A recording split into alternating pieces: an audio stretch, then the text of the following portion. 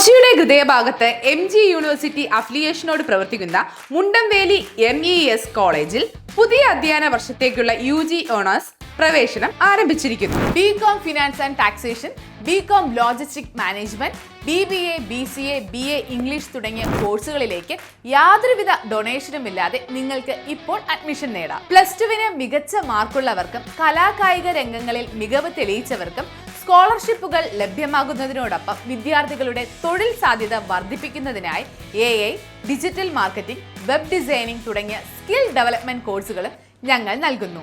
പരിചയസമ്പന്നരായ അധ്യാപകർ, high speed wifi campus, ആധുനിക ലാബുകൾ എന്നിങ്ങനെ മികച്ച സൗകര്യങ്ങൾക്ക് പുറമെ കരിയർ ഗൈഡൻസും തൊഴിലവസരങ്ങളും ഉറപ്പാക്കുന്ന സജീവമായ പ്ലേസ്മെന്റ് സെല്ലും കോളേജിന്റെ പ്രത്യേകതയാണ്.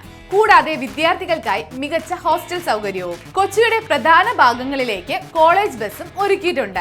മികച്ചൊരു ഭാവിക്കായി ഇന്ന് തന്നെ അഡ്മിഷൻ ഉറപ്പാക്കൂ. കൂടുതൽ വിവരങ്ങൾക്ക് ഇപ്പോൾ തന്നെ താഴെ കാണുന്ന നമ്പറിൽ കോൺടാക്ട് ചെയ്യൂ. MES college, Kochi, Mundamveli. Fort Kochi ESI ഡിസ്പെൻസറിയിലുണ്ടായ തീപിടുത്തത്തിൽ വൻ ദുരന്തം ഒഴിവായി.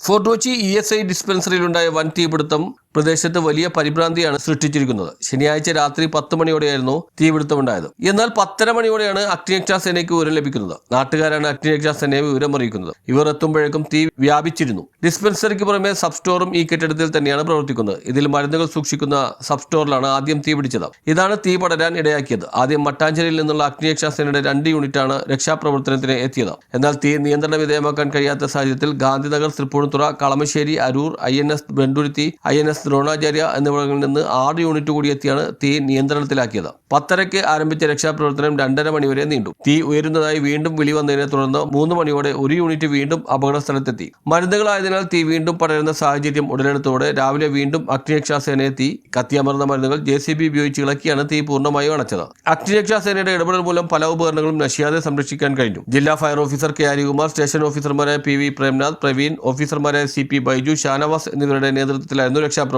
ഷോർട്ട് സർക്യൂട്ടാണെന്നാണ് അഗ്നിരക്ഷാസേനയുടെ പ്രാഥമിക നിഗമനം. ഏകദേശം 1 കോടി രൂപയുടെ നാശനഷ്ടമാണ് അഗ്നിരക്ഷാസേന കണക്കാക്കുന്നത്. ഇവിടെ സ്റ്റോർ റൂമിൽ ഒരു സുരക്ഷാ ജീവനക്കാരനുണ്ടായിരുന്നു. എന്നാൽ സംഭവ ദിവസം ഇയാൾ അവധിയിലായിരുന്നു. ഇല്ലായിരുന്നെങ്കിൽ അപകടത്തിന്റെ വ്യാപ്തി കുറയ്ക്കുവാൻ കഴിയുമായിരുന്നു. അതേസമയം നഷ്ടം എത്രയെന്ന് തിട്ടപ്പെടുത്തി വരുന്നേയുള്ളൂവെന്ന് medical officer doctor Liya George വ്യക്തമാക്കി. അപകട കാരണം എന്താണെന്ന് കണ്ടെത്തേണ്ടതുണ്ടെന്നും സംഭവത്തിൽ ഫോർട്ട് കൊച്ചി പോലീസിന് പരാതി നൽകിയിട്ടുണ്ടെന്നും ഡോക്ടർ വ്യക്തമാക്കി. ഡിസ്പെൻസറി പൂർണ്ണമായും പ്രവർത്തന സജ്ജമാക്കാൻ സമയമെടുക്കുമെന്നും രോഗികൾക്ക് ബുദ്ധിമുട്ടില്ലാതിരിക്കാൻ സംവിധാനം ഒരുക്കുമെന്നും ഇവർ പറഞ്ഞു. സംഭവസ്ഥലത്ത് ഫോറൻസിക് വിദഗ്ധരും എത്തിയിരുന്നു. ഫോർട്ട് കൊച്ചി പോലീസ് അന്വേഷണം ആരംഭിച്ചിട്ടുണ്ട്.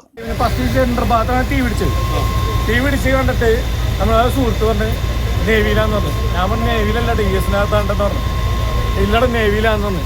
പക്ഷെ പെട്ടെന്ന് ഒരു 20-25 മിനിറ്റിനുള്ളിൽ തീ അങ്ങോട്ടും അപ്പുറത്തേക്ക് കടന്നു പിടിച്ചു. അത് നമ്മ അപ്പൊ തന്നെ ഞാൻ ഗേറ്റ് എടുത്ത് ചാടി. അപ്പൊ തന്നെ ഫയർഫോഴ്സിൽ വിളിച്ചിട്ടുണ്ടായിരുന്നു. ഞങ്ങളാണ് ആദ്യം അറിയിക്കണത് അല്ലേ? എൻ്റെ പേര് ഷെബീർ. ഇവിടെ തന്നെയാണ് Kochi? News bureau, fort Kochi.